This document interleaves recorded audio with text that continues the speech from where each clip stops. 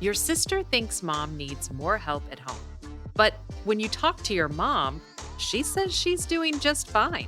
So, what is it that your sister sees that you don't? I'm your host, Valerie Borgman, and this week we're talking with Bekah Wolken. Bekah has spent years in senior living, working with families in these exact situations. And today, we're talking about some of the most common signs your loved one may need help. Welcome to Desperately Seeking Senior Living, a podcast for sons, daughters, grandkids, and spouses who suddenly find themselves tangled in the search for senior living and care. If you like today's episode, don't forget to subscribe and check out our doable download in today's show notes for a printable summary of the show and a bonus tip from our guest. You're listening to our doable tips, short answers to your questions. Don't see your question listed? Send us a note. Then don't forget to subscribe so you never miss an answer.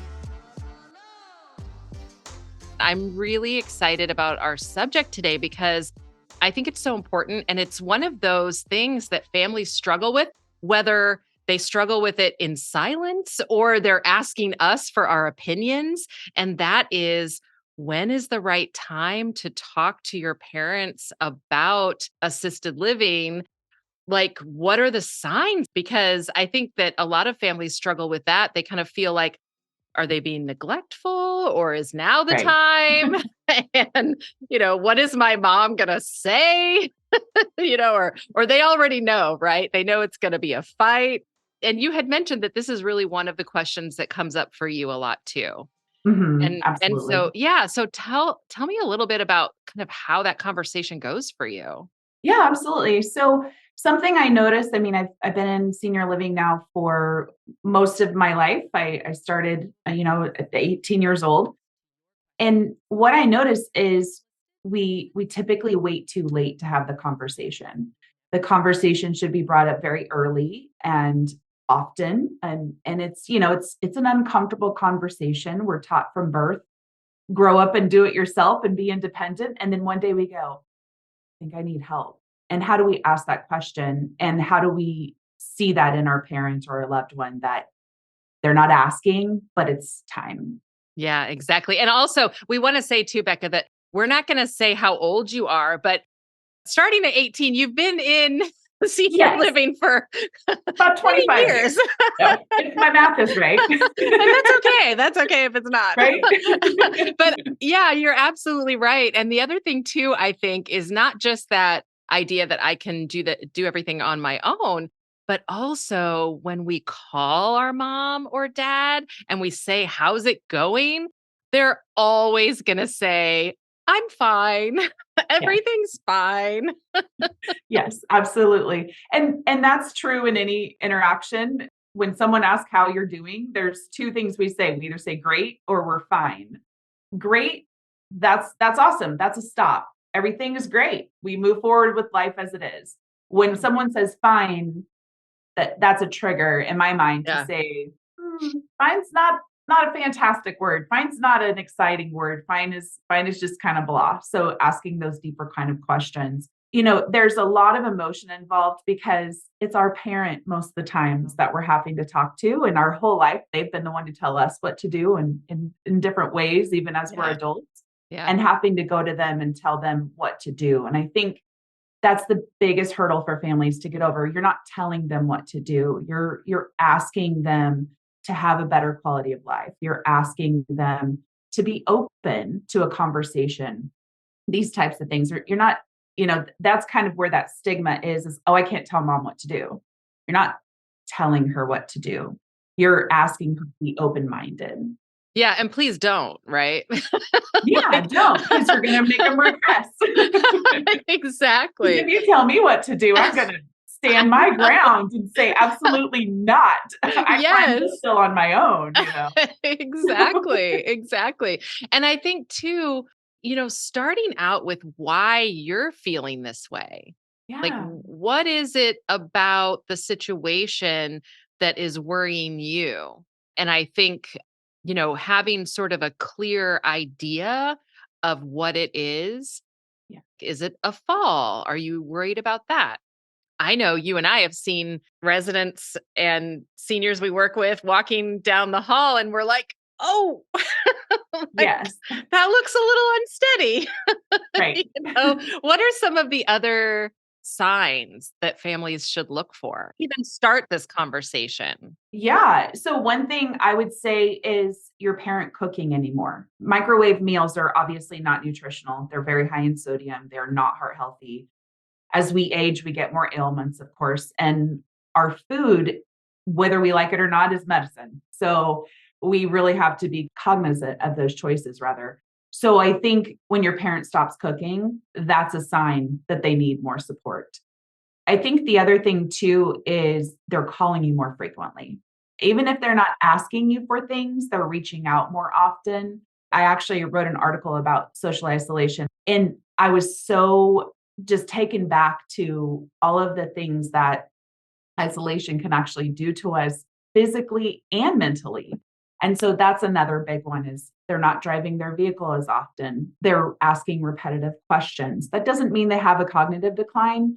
That again goes back to that isolation and thinking, did I tell you that? Because I haven't said it enough that thing is off my heart, so I'm Yeah. asking that question. That or even depression can Absolutely. cause you to sort of forget, what you're telling someone. Absolutely. Not getting to the doctor, missing appointments, not scheduling appointments and following back up. When you go to their home and you see things piling up, trash is piling up, or just a stack of newspapers is piling up. These are kind of triggers to let you know, hey, maybe mom or dad isn't as mobile as they're kind of relaying to me when I'm here for an hour with them. And so really kind of diving in and it's not about going over there and cleaning up their house for them. It's about trying to understand how it got that way. And what does that mean? Maybe they're not showering as frequently because they're afraid of a fall. But it can also be kind of the opposite. So this, I'm kind of describing someone who is probably okay with being a little dependent on their family members asking for help. Well, then you have the other family members that are like, I'm fine, leave me alone. Yeah.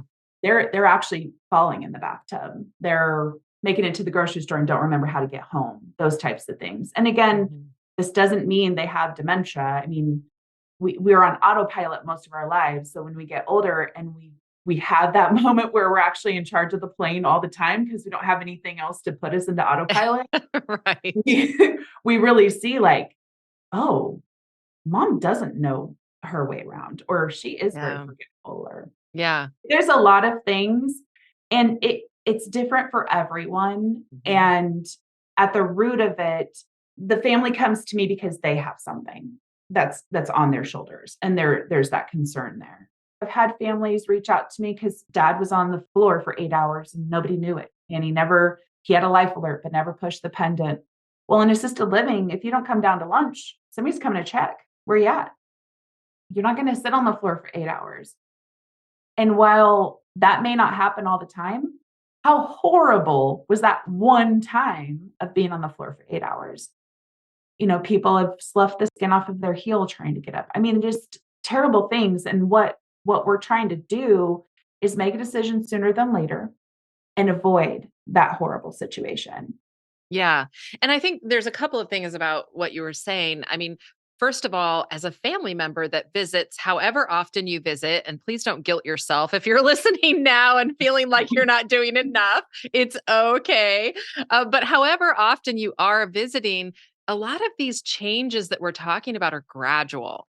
And so sometimes, like when you were talking about autopilot, sometimes it is hard to really figure out that something is different until there's an event or, like a fall or until something happens where it's kind of in your face. And then you go, whoa, right? Mhm. And I think the problem with that is that then you might be approaching the conversation in a way that's not necessarily a very good way.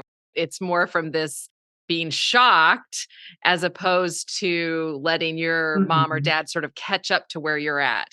Because make no mistake about it, everyone knows they're aging. We may not want to face it.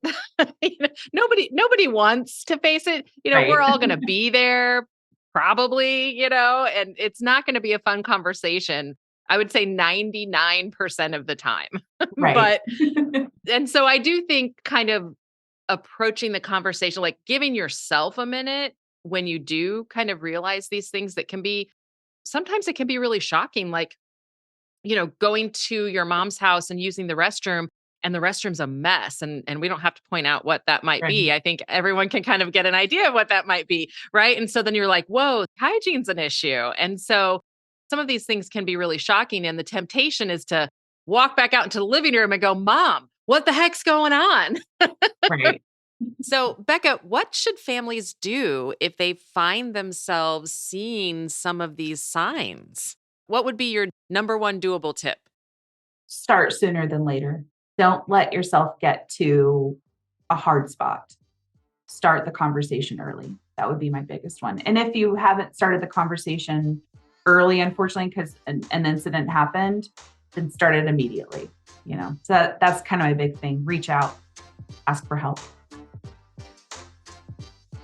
Today's episode is brought to you by Brookdale Courtyard Assisted Living in Puyallup, Washington. At this location, you'll enjoy the cozy comforts of home with personal assistants to give you the helping hand you need. Check out their full activity calendar and delicious food, too. At Brookdale, it's much more than a place to stay. It's a place to live well. Find out more in today's show notes. Check out this episode's doable download in show notes for details, including industry terms and definitions we discussed, as well as a bonus tip from our guest. Have questions or your own tips to share? Leave us a message. We'd love to hear from you. And until next time, make it doable.